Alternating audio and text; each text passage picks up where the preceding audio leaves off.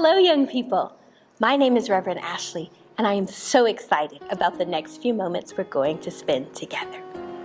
No doubt, all week, your parents, or maybe even your grandparents, have been quickly moving about, preparing last-minute decorations and plans for your dinner. Maybe the smell of sweet treats has filled your house, and you can't wait to grab a cookie later today. Maybe you've been dancing to Christmas music and singing joy to the world since Thanksgiving.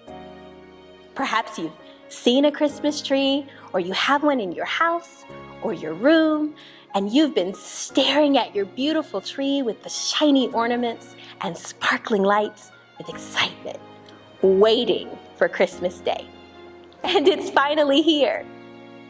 And while the trees and the lights and cookies and time with family and presents that will give and receive are definitely worth being excited about, today is most special because it's the day we celebrate the birth and life of someone wonderful.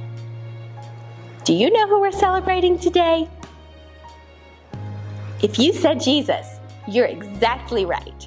For many years, the people of Israel had been waiting for a Savior, promised to them by God and foretold by special messengers called prophets. And at last, he'd come. The Gospel of Luke tells us the story in chapter 2. Luke says that at the time that Jesus was born, the emperor, whose name was Caesar Augustus, had given an order to register or count all of the people in his empire. This meant that everyone had to go to the town their family was from to be counted. So Joseph left his home in Nazareth, a town in Galilee, and went to the town of Bethlehem. Bethlehem was known as the town of David. And Joseph went there because he was from the family of David. He went to be registered with Mary, who was engaged to marry him and pregnant with baby Jesus.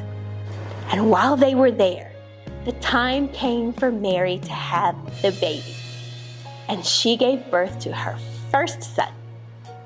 Because there were no rooms left in the inn, what we would call hotels today, Mary wrapped baby Jesus in bands of cloth and laid him in a box where animals are fed, called a manger.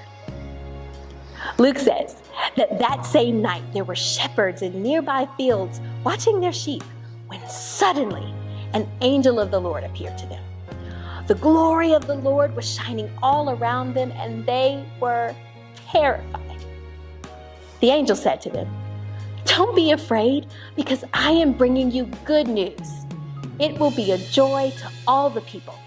Today, your Savior was born in David's town. He is Christ the Lord. And this is how you will know him. You will find a baby wrapped in bands of cloth and lying in a manger." Have you heard that story before? Today, we celebrate that story. Jesus Christ the Savior, our Savior, didn't come with a lot of bells and whistles. He didn't come with a big show of power, or to parents with a lot of money, or even the way our favorite TV superheroes do when they show up to save the day. Jesus came as a baby, born to a poor young mom named Mary, wrapped in cloths and lying where animals eat. Can you imagine that? It's a pretty strange way for one who would be a king to come into the world, don't you think?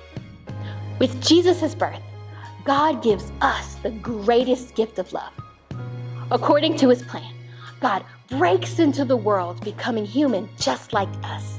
He moved into the neighborhood, coming close to us as Emmanuel, God who is with us. And he did it to save you and me and all of creation. As you enjoy today, as you give your presents and receive presents and eat delicious food, be sure to remember that today is all about the greatest gift of all, Jesus, the Christ, our Savior, the light of the world, our wonderful counselor, our mighty God, our everlasting Father, our Prince of Peace. We can have hope and joy because he has come. and because he has saved us, and because he will come again. Merry Christmas! And until next time, grace and peace.